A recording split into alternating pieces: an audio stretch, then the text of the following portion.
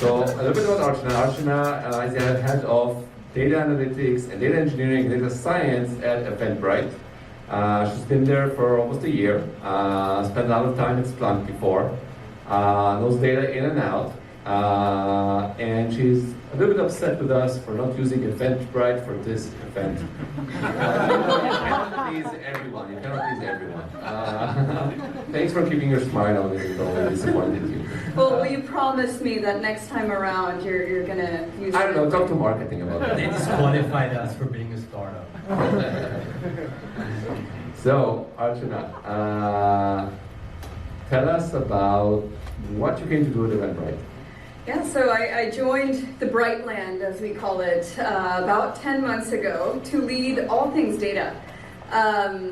Essentially, what this means is, traditionally we have data engineering and the data science sitting somewhere else, and analysts sprinkled all across the board in functional business units. And Eventbrite came to the realization we need to bring all of these different roles and functions under one big umbrella so we can think through this end to end and share context as much as possible and solve for data problems and look for data opportunities more holistically so we can leverage the scale of all the rich treasure trove that we're sitting on. Which is why Archana has one of the best, I think, titles on LinkedIn, which is Head of Data Analytics / Engineering / Science at Eventbrite. We need to come up with a new name that can, with an umbrella term for all this. It's all data. It's all data. So but maybe before we go back to Eventbrite, actually, you spent quite a time at Slack. What did you learn, at that career at Slack, doing a variety of data positions that sort of you feel led you to this place of being ready to take on this new challenge? Yeah, that's a very good question, and I think if I reflect back, the journey actually started much before I even joined Splunk. So during undergrad and grad school at Berkeley, basically a lot of the research I was engaged in was constantly centered around data. This was before big data was a thing, or data science was even kind of a formally recognized profession, so to speak. So really it came down to how do we take advantage of traditional computer science, systems, research and technology out there to allow us to scale up insights and get people value from everything that we're accumulating, all shapes and sizes and forms of data, and then scale up compute, scale up storage, and make it just easier to drive consumption. So that was kind of the backstory. Straight out of grad school, I thought, if I don't join a startup now, I'll probably never go back to it. So I joined this late stage startup that was then, around 200 people at Splunk. I was part of the core engineering team, building some of the platform capabilities to leverage the data that was being ingested, stored, and queried in Splunk. A few years in, I realized, maybe we're not solving for the biggest pain points for our customers, so I actually moved to the field to understand where the true pain points are for customers that were trying to use Splunk at the time. And a lot of it came down to people and process gaps, but also, some nice to have, again, to drive self-service insights from the platform. So, long story short, soon after I realized we should be drinking our own champagne, just like Slack uses Slack a lot, back in the day. Why shouldn't we use Splunk for our internal insights? And so I built up the data and insights team, advocated for heavy investments to instrument our product, collect even more data, and then triangulate it with instrumenting our processes to enrich the context there to drive business value. So after a good chunk of time, so 11 years later, it was time for a change, right? And pandemic was a forcing function to want and crave that next chapter. It was a great excuse. It was a great excuse. Well, and also just partly reflecting on, where are the gaps in my own journey here? And I thought really thinking about true scale of impact from data, I need exposure to something that's a bit more consumer rather than enterprisey. And hence Eventbrite, and the mission here is to connect the world together through live experiences. And what better North Star for really leaning in on data to bring that to reality. So I know at Eventbrite there's a big modernization process now happening to the data stack. So tell us a bit about what's in place. You get in, how does the data stack or environment look like? Yeah, absolutely. So a bit of history here. Eventbrite started primarily thinking about ticketing, right? So the data stack as well was designed primarily for ticketing and transaction management and reconciling our books and those kinds of use cases. Over time, as the demand for insights and analytics grew, there was a lot of duct tape that was fit on top. So, early stages, everything, throw it all in a MySQL database, right? And then slowly you see, okay, maybe we need, some nicer pipelines here and there. So Spark on EMR was primarily used for compute, and the query engine is Presto. Storage, all our data moving around to S3, HDFS, a lot of the metadata over time sat on Hive. And then Tableau was used for dashboarding, Luigi for orchestration. So a lot of technology that was right at the time, decisions that were right at the time, but if we really think about future-proofing the infrastructure, this is not the stack that will get us to the future state. So that's where we're at right now, thinking about modernizing it. So what do you think, was sort of the tipping point or that moment of realization that, hey, it's time to reconsider a change? She joined. That's as simple as that. That's part of it. But frankly, I think a lot of that demand also came from bringing data science and analytics under the same umbrella as data engineering and saying, hey, here's what we're trying to do, and here's where the current infrastructure is not meeting our needs, right? So if you think about it, there's reporting, there's ad hoc analytics, and then there's really driving some of the insights from the data back into the product, data-powered product functionality, whether it's even simple heuristics or fancy machine learning models. There's, requirements change for what needs to happen end to end to make that a reality and make it a good experience for our customers as well. So I think that was the forcing function. And as part of that, we just, took a clean slate to say, okay, if we were to design this from the ground up, what do we need to solve for? Some of the pain points were really this, stuck in this chicken and egg loop of our platform is kind of keeling over, so we can't support some of these use cases and scenarios, so hold off. But then, in the process of ripping off some duct tape and adding more stuff, you're still stuck in legacy and, more things that snowball and cascade, and any incident or bug on the product side that impacts data quality, for instance, now becomes the data team's problem also to stop, undo, redo, replay, and it's, days of cycle time to get back to a clean slate state, right?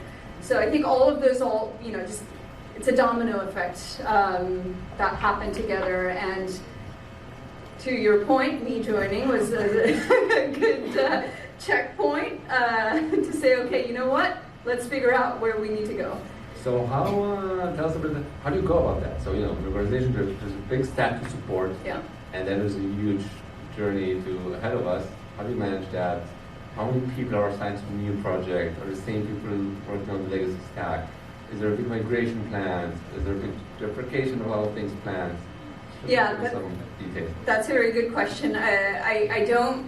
I'm under no false misconception that I have all the answers, but I can share what I've done, I guess. So first step really when I joined was listen, right? Get a better understanding of what people want to do, where they're getting stuck or where the challenges are, where their blockers are today.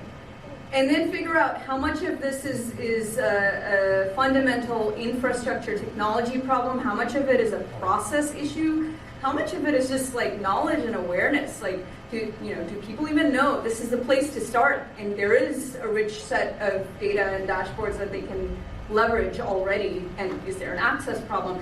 Really just going through and figuring out where all the current challenges are. And then that just turns into the requirements for what we need to build. So based on that, the first thing we realized was, we need to modernize our cloud data warehouse. That's one decision we need to make. We also need to make it much easier to instrument and collect richer data at the right granularity. And this is, upstream of data back to the dev teams to say, hey, this is the information that's missing that people need for what they're trying to do with the data. So almost kind of teasing apart data producers' requirements and constraints and data consumers' requirements and constraints. And then on my team's plate is how do we build that platform that simultaneously solves both. So switching from XML to JSON is No comment. long term, that's long term. So you managed the part of your, the storage, putting this under one sort of roof, the various teams. So it's a bit about that. So what happened then essentially? I mean, is there still data science that would be still data engineering? So how does it change? Yeah, I think the key is really more communication, more shared context, and shared aligned goals. That matters a lot, right? If you think about it, if incentives don't align, there's really no benefit to solving for something truly end-to-end. So that's the first step, to say, our biggest goal, North Star here internally, is to enable all Brightlinks, so everyone internal to Eventbrite, to have access to the data they need to do their day jobs.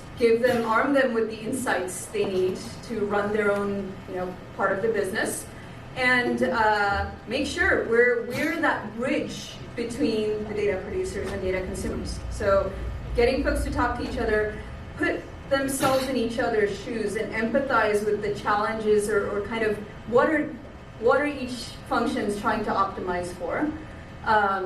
And building that awareness went a long way, because there was a lot of realization that wasn't happening around, here's where I'm getting stuck. I didn't realize that, it's not a platform limitation. I just didn't know that this was the best way to do it, right? So encouraging that dialogue. And so, now that there's more progress that has been made thanks to the new stack, what do you know for sure, won't survive? What are you getting rid of? I think top of my list is probably Luigi, frankly. It's a shame, because everybody likes the name. It's a cool name, I must say, and I associate it with Mario Brothers, right? And pizza, so who doesn't love pizza? So Luigi's gone, what else?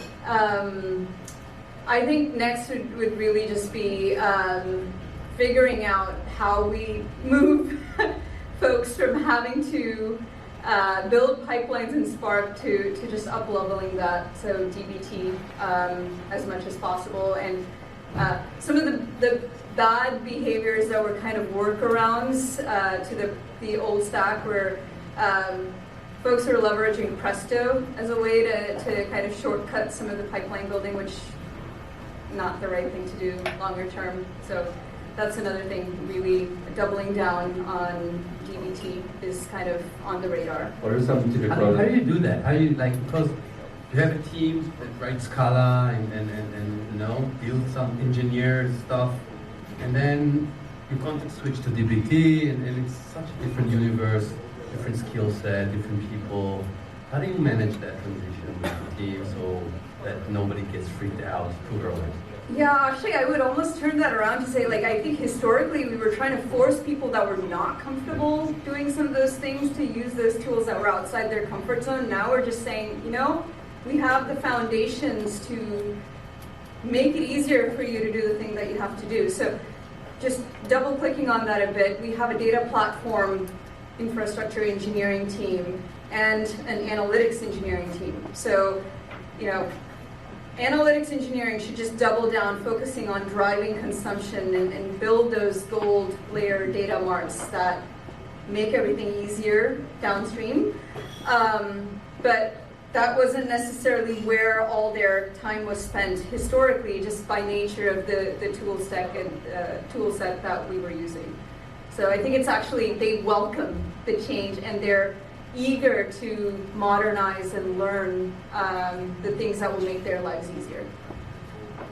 What's your outlook for on the BI side? So, the reports, the dashboards, will all of them have to be remade? Are people worried about that? Is there a big... That's a good question. Nobody's worried, boss.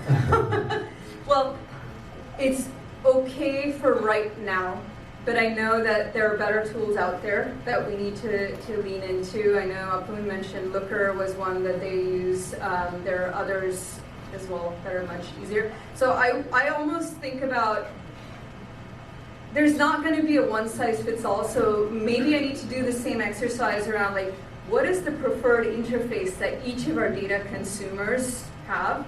So some cases they want dashboards, sometimes they just want the hand-holding, like, this is the thing you should focus on, and I will give you that full-service analytics experience to hand-hold you through insights from the data and how that should drive your decision, right?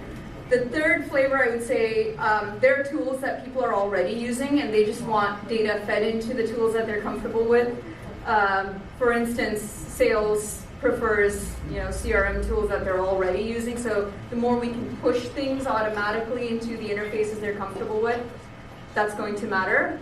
So that's going to be painful. Well, everything is painful, but everything is also kind of like, if we take it apart into a piecemeal thing that we're solving for each pain point, then we will see some things that we can generalize into patterns and solve for, and maybe that's bringing in a third-party tool. In other cases, they already have what they need in terms of the interface.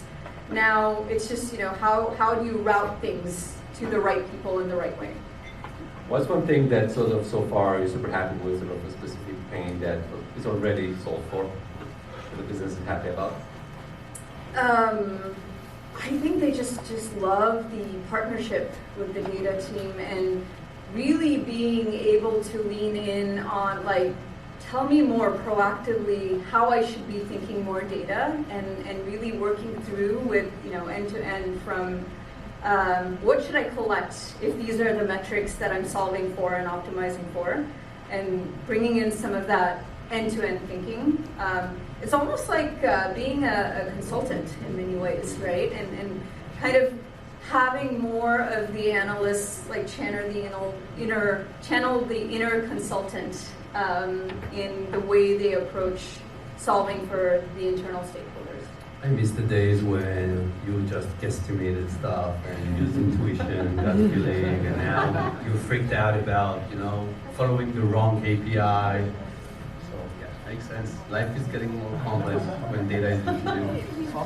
Migration stories. Everybody, some people here probably think, I'm on a modern data stack, and shouldn't care about it. One thing's for sure, the modern data stack is only modern for a while. So migration stories always more important than we think. Questions from the crowd? Yeah. Actually consume your data at Eventbrite for launching events, and also after helping build iTunes, actually use it for music stuff. What's actually pretty interesting, I'll start the Google overview, so an actual Google custom search guy. You have text, you have descriptive tags. You can use a tool like Neo4j and then pipeline it into their warehouse. And because you can let people rank the term that maps back to the event they like more, unlike Meetup, you let people say, I follow this, and they get notifications. So you have a feedback loop, not just for your internal consumers, but for your external users and event holders, where you can weight what terms really map to the events people want to sign up for, register for, pay for, and convert again later to re-register. That's the area where if we just literally let them follow tags better, Neo4j's got a really good tool to go into a data store like this. It's super fast, it's text-based, And then out of that, you could let people get more discovery earlier events, which you could have higher conversion. Because you do free emailing for them. So I mean, literally, they probably pay for the marketing part. I know that it was like, they're pissed they can't pay for you inside of it to market their event stuff. We'll talk offline. Hire him.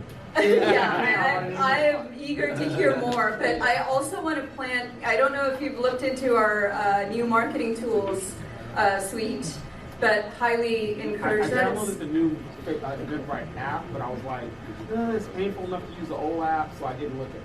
Okay, we'll chat offline, but certainly something that we are solving for, and Yeah. we'll The make it web happen. version is actually more useful for me as a web developer, but we'll definitely talk about it. Now I'll look at it. Anybody else? Yeah. Go ahead over there.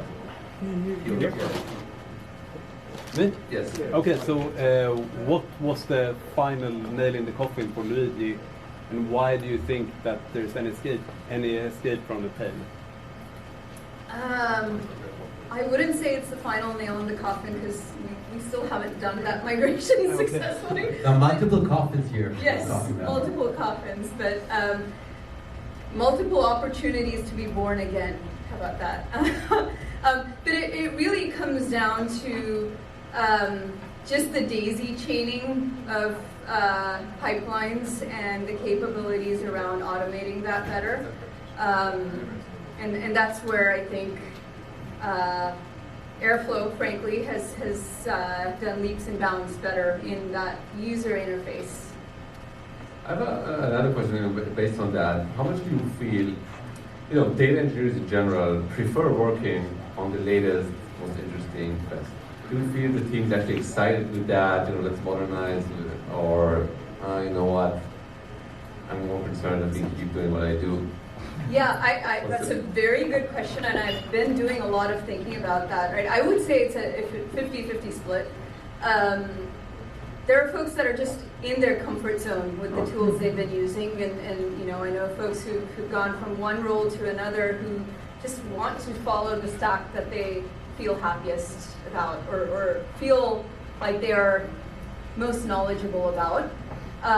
Then there's other folks, at least right now, the data engineering team at Eventbrite, they're super pumped to just rip off all things legacy and just modernize, and it actually makes their lives easier day to day, right? And some of the more modern capabilities around like scaling up and scaling down to zero, and the cost benefits of that, the performance benefits of that, and checkpoint rollback recovery, those kinds of capabilities are people have lost sleep over not having those, so that's where a lot of that excitement comes from, and push for, let's do this as quickly as possible. Awesome. Give it up for Archana.